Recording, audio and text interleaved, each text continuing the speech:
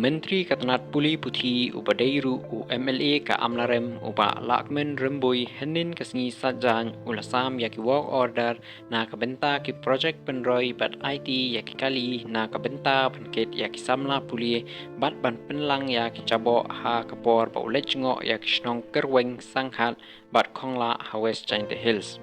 Hakasnong kerweng Menteri ula IT yakway kakali ka bekerpang banket yak samla puli syamuk tapur. Kani kacing ketemu pentikna ya kacing yo jing hikai kapasngan pat kapaman kapor kamtam ha kapor lang ha kapa kacing let jingwan ha kathan kelong kapae.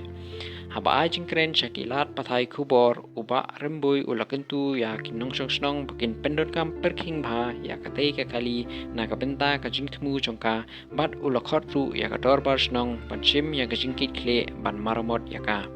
Hakani kajing le jengo Menteri ulasam ya ki work order ki bukot sya kasanlak tingka na kabenta banchna ya kamra kelas pakhamhe hakerweng LP school bat pendep ya kijingbon ki khanna school ki banangkiu.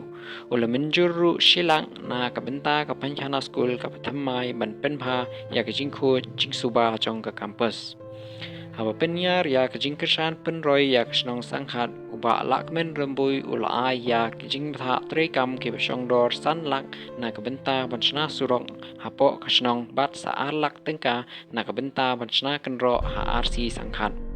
Hadin kani Menteri ula hersha kesnong kongla ban IT ya kwei kakali Maruti Super Carry ban kersan ya kejing penku ya kicabo jaban bat kejing penku chnong. Haba penpau ba kajing khu jing suba kalong ka bakong san bha na kabenta kot yak hia jong ka imlang salang uba lakmen rembui ula penpau kajing kermen ba katei ka kali kan yarap ya kador bar snong ban penne pensa ya kamariang ka bukho na kabenta ki pateng banwan.